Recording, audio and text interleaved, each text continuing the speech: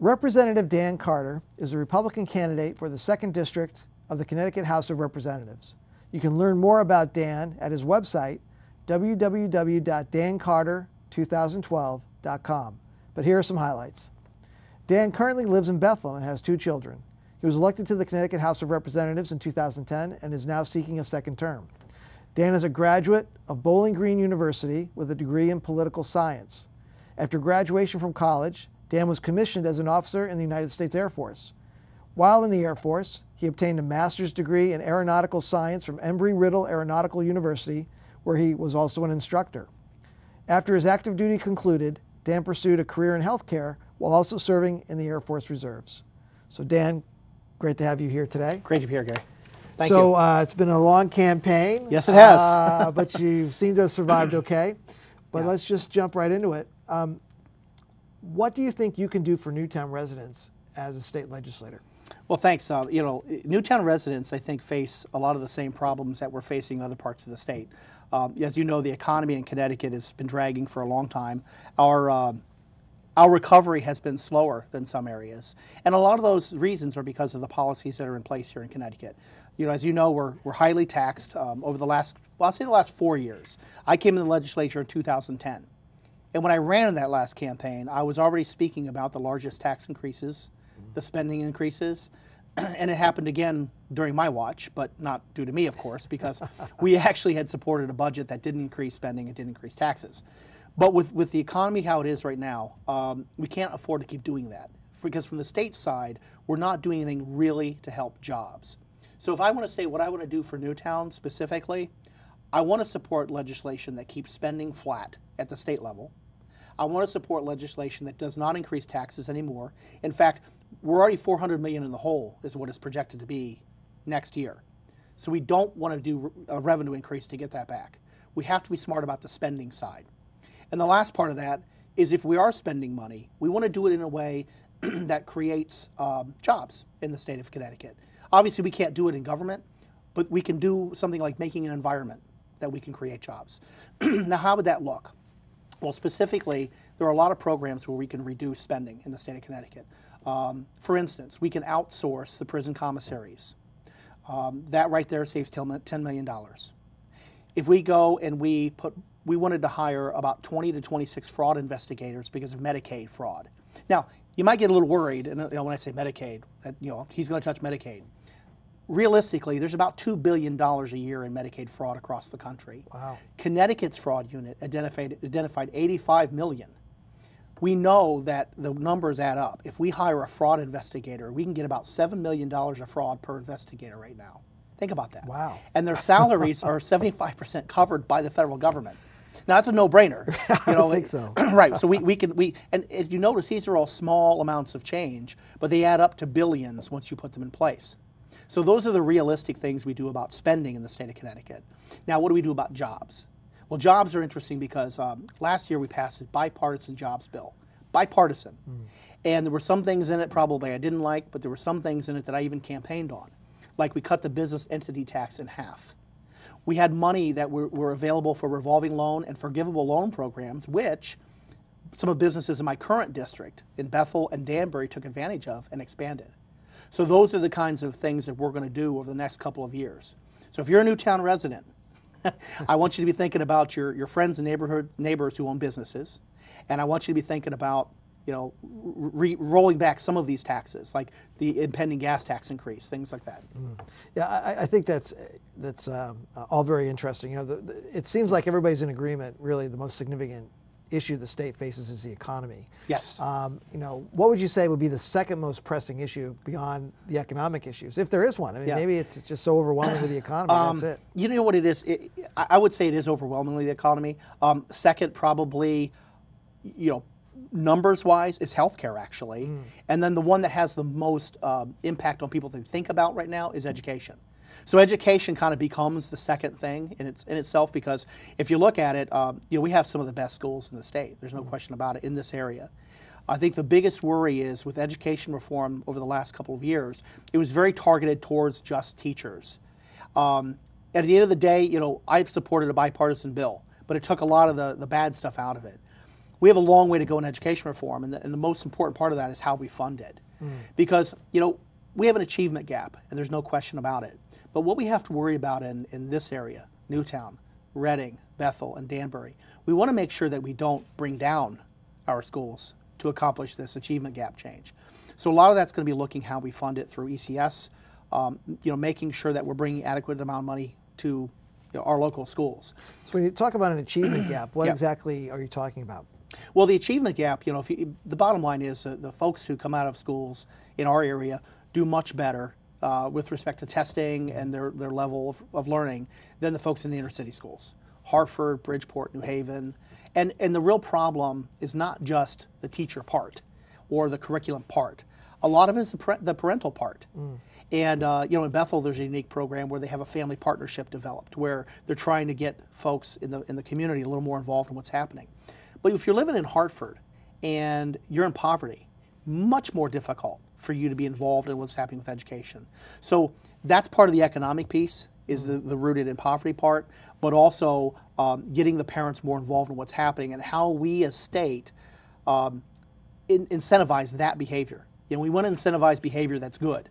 And Right. that's one of the things we would be talking about to solve the achievement gap. Like, what's an example of a way to incentivize behavior in a positive way to get parents more engaged in some of these lower income Well, areas? in some of the lower income areas, it's interesting.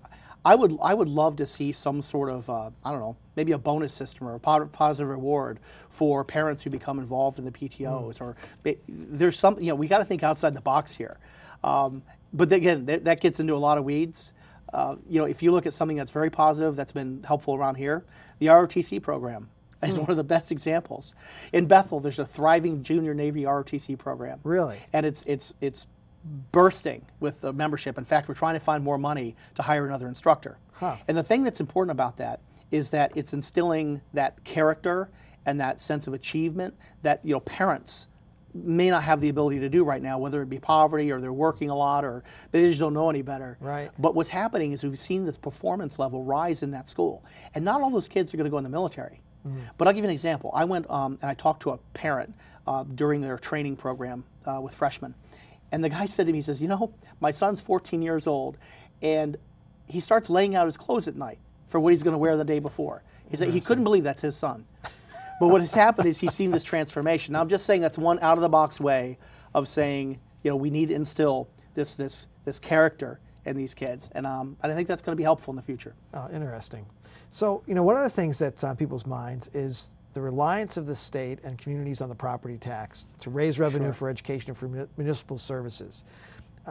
Is there another way we can go about doing it? And if so, what are some of the options we have to address that issue? Yeah. Okay. Well, addressing the issue. First, I'd say there's a short term and there's a long term. Okay. In the short term, we have to address property tax.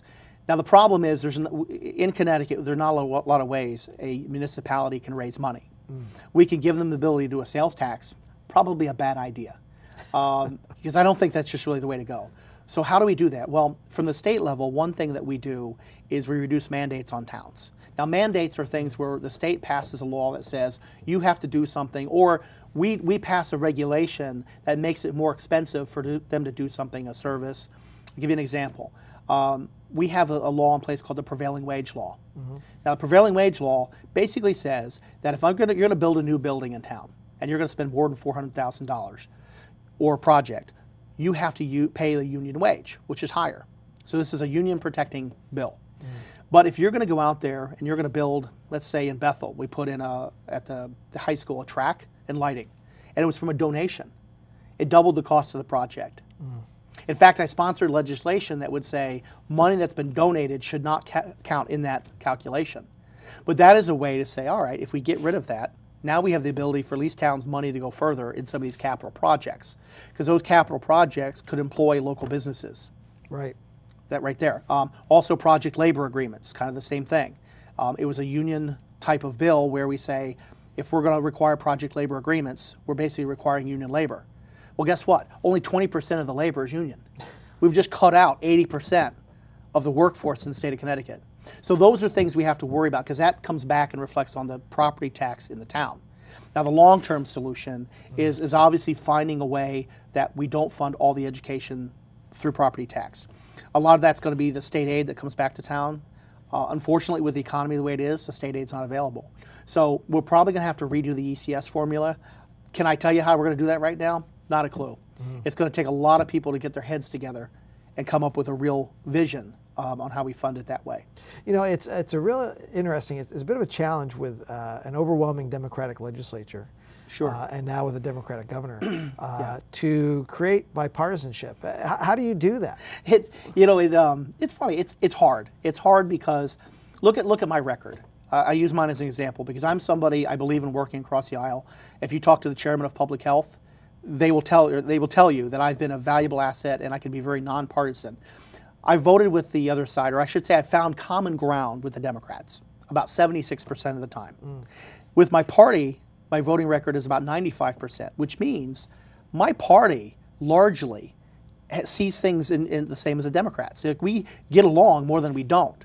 But that extra 24% that I'm talking about, those are the huge issues like the budget, things that are going to affect the businesses in the state, family leave, minimum wage, like some of these things that we've really gone to battle. And that's what the media talks about. So I think what happens is, as a legislator, I go in and I make sure that I work really hard with them. And when I mean working hard, working hand in hand, it's how you treat each other in the legislature that matters. It's not when you're on the floor and you're giving a speech and you want to hang them out. You don't. You make it about fact. You don't make it personal. When we talk about policies, I may say it's a Democrat policy. But mindful in my mind is that fact that there are a lot of really good Democrats, 4 of which I had lunch with yesterday, and we're colleagues. And it's very difficult sometimes. In fact, I started grinding my teeth about 6 months ago. But we do find ways to do it, and I think that's the important part. And you need somebody though with backbone who's going to say, well, when there's principled things like the spending and the budget, we do need people who are going to stand up and say, hey, wait a minute. Yeah, we're not ready to compromise. We're not on that. Right. So to sum it up, really, why should Newtown residents vote for you on Election Day? Well, there's it's hard to say that in just a few minutes, but honestly, there's I've had a life of service. First off, from when I was young, I was raised by a police officer and a nurse. I've always had this thing in my head that it's more important to give back, and if I can live my life that way, which I've done, I'm going to be very successful. That's why I did 10 years in the Air Force as a pilot. Was a Desert Storm. I was in Bosnia. More importantly, I was active in a lot of really good things and giving back to my communities along the way. When I moved to Connecticut, I chose a career in healthcare. I did it because it's a way for me, to feed my family, but doing it something that's meaningful. Providing good medicine to people, whether it be a kid with earaches or whether it be somebody with cardiovascular disease. And then finally, along the way, I've always been involved, like with the Air Force Academy. And then the last 2 years, I think the last 2 years is the most important piece of the puzzle.